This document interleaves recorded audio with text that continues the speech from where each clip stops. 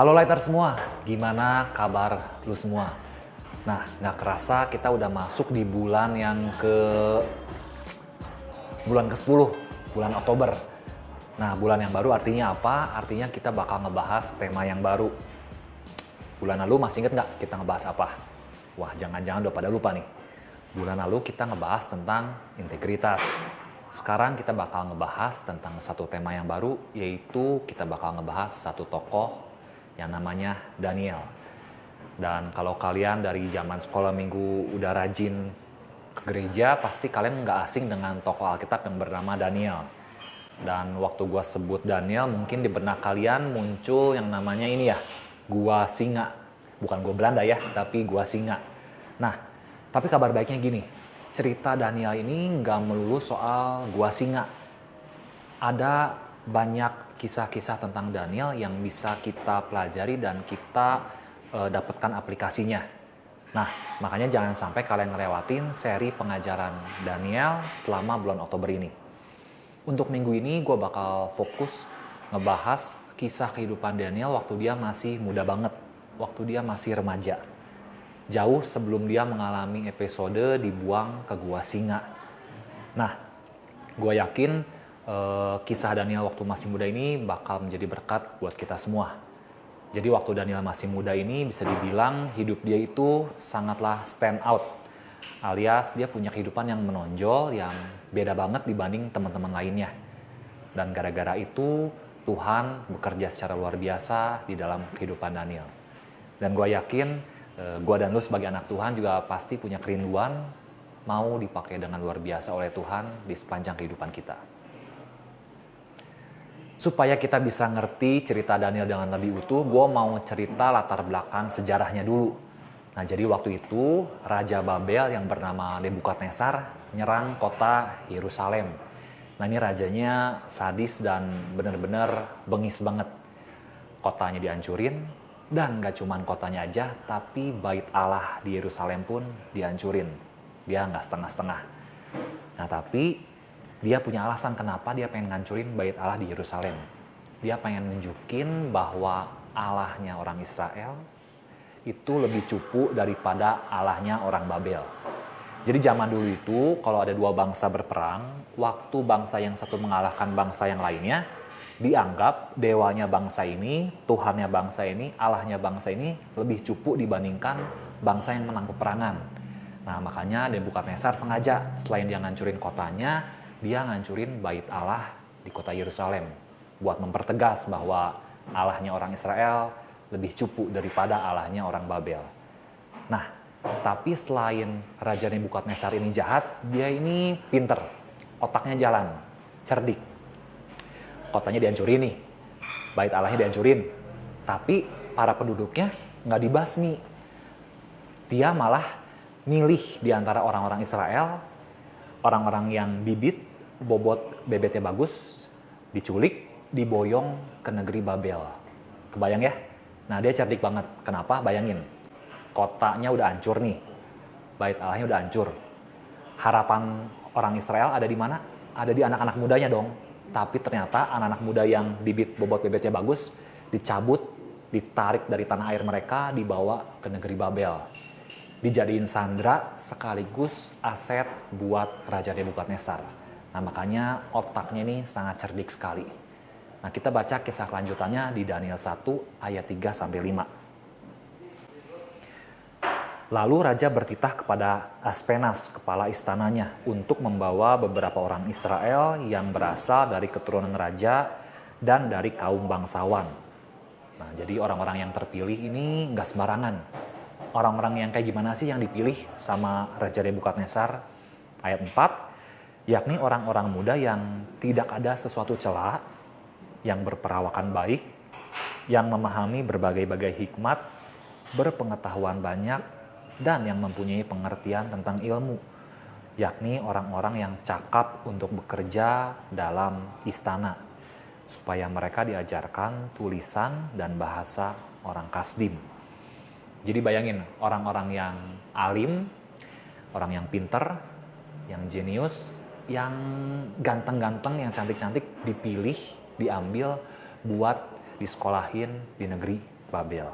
Dan raja menetapkan bagi mereka pelabur setiap hari dari santapan raja dan dari anggur yang biasa diminumnya. Mereka harus dididik selama 3 tahun dan sesudah itu mereka harus bekerja pada raja. Kelihatan banget ya betapa cerdiknya Raja Nebukadnezar. Dikasih makan dengan menu makanan yang sama dengan raja, dikasih minum wine, anggurnya yang udah pasti berkualitas dong. Terus dikasih pendidikan yang bagus banget, ibaratnya kayak dikuliahin di kampus ternama di salah satu daerah negeri Babel. Dan setelah itu mereka pun kalau udah lulus kuliah nggak perlu khawatir cari kerja, karena mereka bakal di-plotting kerja di istana raja. Cerdik banget. Raja Nebukadnezar berusaha gimana caranya mengubah kesetiaan orang-orang Israel ini kepada bangsa aslinya menjadi kepada bangsa Babel. Dan kalau kita pikir-pikir, mirip dengan cara kerja iblis ya. Gua dan lu sebagai anak Tuhan, tiap hari terus digiring, diajak untuk supaya kesetiaan kita berubah nih. Dari kepada Tuhan menjadi kepada dunia ini. Kita lanjutin kisahnya. Daniel 1 ayat 6-7. Di antara mereka itu ada juga beberapa orang Yehuda, yakni Daniel, Hananya, Misael, dan Azaria. Nah, di ayat selanjutnya kita bakal ngelihat strategi selanjutnya yang digunakan oleh Raja Nebukadnezar. Ayat ke-7. Pemimpin pegawai istana itu memberi nama lain kepada mereka. Daniel dinamainya Belsazar, Hananya dinamainya Sadrak, Misael dinamainya Mesak, dan Azaria dinamainya Abednego. Perhatiin.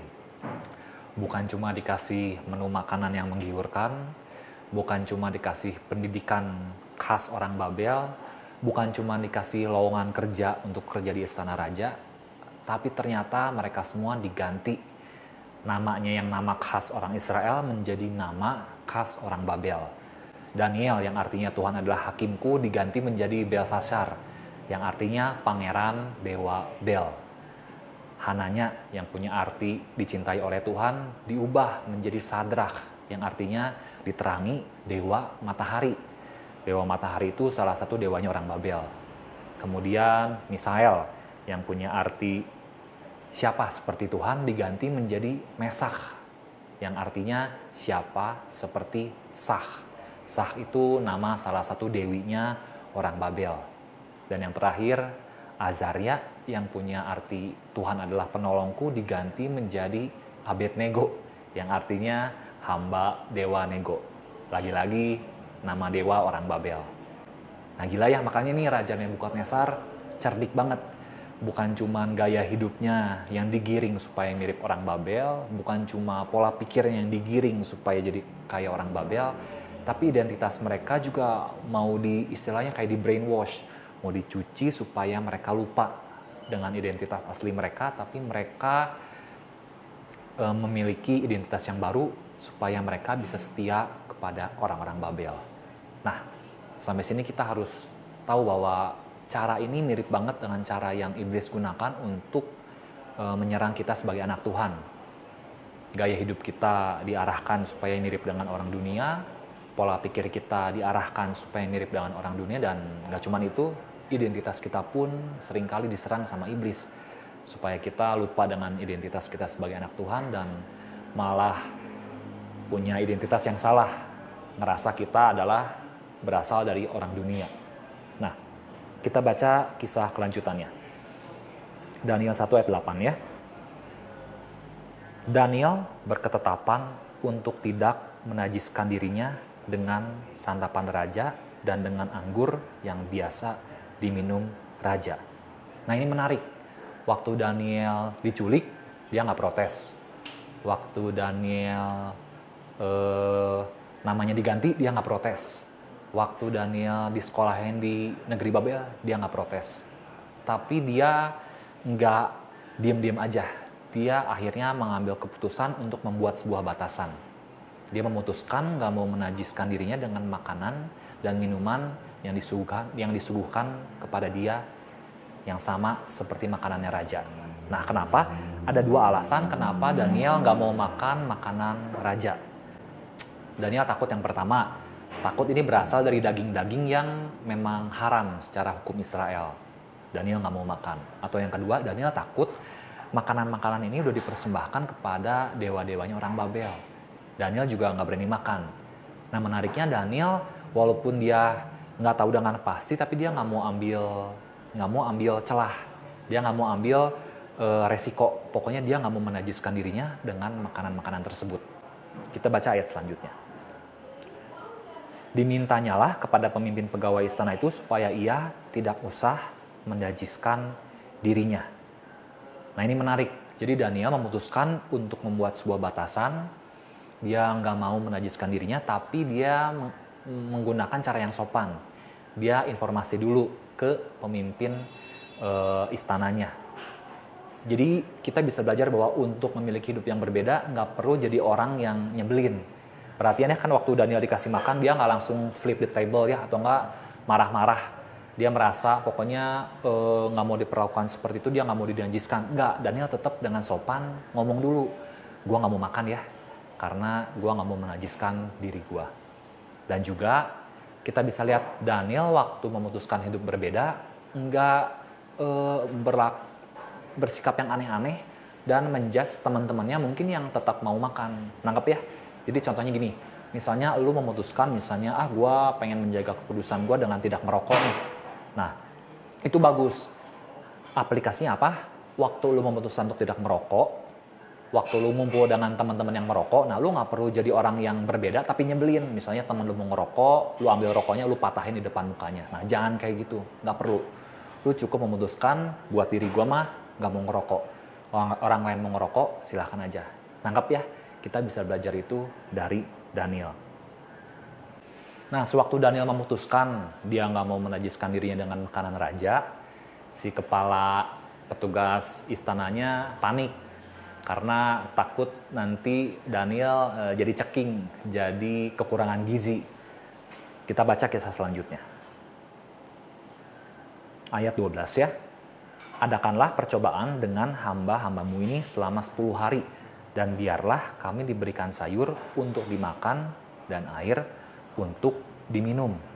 Nah jadi Daniel ngasih solusi. Dia nggak mau cuma dianggap bikin masalah, tapi dia ngasih solusi. Dia bilang udah gini aja, supaya lu nggak kena getahnya. Gini, kita tetap dikasih makan, tapi cukup dikasih makan sayur aja. Dan dikasih minum air seperti biasa. Nanti coba cek deh, ambil sampel 10 hari. 10 hari dicek. Apakah kondisi tubuh kita ini lebih sehat atau lebih buruk? Kebayang ya, jadi setelah 10 hari nanti Daniel dan teman-temannya yang bertiga tadi dicek. Mungkin berat badannya dicek, terus body mass index-nya dicek, kesehatan dicek. Apakah mereka jadi kekurangan nutrisi atau tetap dalam keadaan yang baik? Kita baca ayat selanjutnya. Daniel bilang kayak gini. Sesudah itu, bandingkanlah perawakan kami dengan perawakan orang-orang muda yang makan dari santapan raja. Kemudian, perlakukanlah hamba-hambamu ini sesuai dengan pendapatmu. Jadi Daniel mengambil sikap cengli ya. Oke lah, kita ambil sampel 10 hari, nanti dicek. Kalau misalnya terbukti kami jadi lebih ceking, lebih kurang nutrisi, yaudah kita nurut dengan keputusan lu. Akhirnya, kepala istana nurut. Ayat selanjutnya. Didengarkannya lah permintaan mereka itu. Lalu diadakanlah percobaan dengan mereka selama 10 hari. Nah, kenapa 10 hari? Ya, karena itu angka yang wajar ya. Kalau cuma 1 hari nggak terlalu kelihatan, kalau 100 hari juga kelamaan. Jadi ambil sampelnya wajar-wajar aja, 10 hari. Ayat selanjutnya terjadi plot twist. Ayat 15. Setelah lewat 10 hari, ternyata perawakan mereka lebih baik dan mereka lebih gemuk daripada semua orang muda yang telah makan dari santapan raja. Nah, ini menarik banget guys. Waktu anak Tuhan memutuskan untuk hidup berbeda, memutuskan untuk tidak menajiskan dirinya, ternyata Tuhan menjaga mereka. Dan Tuhan menghargai usaha mereka dalam menjaga kekudusannya. Di ayat 20 kita loncat. Tuhan memberikan upah yang menarik buat mereka berempat. Ayat 20. Dalam tiap-tiap hal yang memerlukan kebijaksanaan dan pengertian, yang ditanyakan raja kepada mereka, didapatinya bahwa mereka, yaitu Daniel, Hananya, Misael, dan Azaria ini 10 kali lebih cerdas daripada semua orang berilmu dan semua ahli jampi di seluruh kerajaannya. Nah, dari pelajaran hari ini yang menjadi ayat kunci adalah ayat ke-8. Daniel berketetapan untuk tidak menajiskan dirinya dengan santapan raja dan dengan anggur yang biasa diminum raja. Pertanyaannya, gimana dengan lu sekarang? Gue mau tantang lu untuk mengambil keputusan sama seperti Daniel. Dari ayat yang tadi, gue ubah ya template-nya ya. Jadi kayak gini, titik-titik berketetapan untuk tidak menajiskan dirinya dengan titik-titik. Di bagian yang awal, lu isi dengan nama lu. Di bagian yang akhir, lu isi dengan aktivitas yang lu tahu bahwa hal tersebut akan melanggar kekudusan lu. Gue kasih contoh. Lighters berketetapan untuk tidak menajiskan dirinya dengan menghisap rokok. Atau yang kedua, lighters berketetapan untuk tidak menajiskan dirinya dengan minum minuman keras sampai mabok.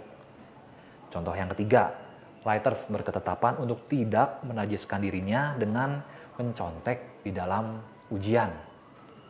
Contoh lainnya untuk cowok-cowok nih, lighters berketetapan untuk tidak menajiskan dirinya dengan menonton pornografi. Dan contoh yang terakhir, lighters berketetapan untuk tidak menajiskan dirinya dengan berhubungan seks sebelum menikah. Ingat, Daniel di masa mudanya, kisaran umur 14-15 tahun, dia berani mengambil keputusan untuk menjaga kekudusannya.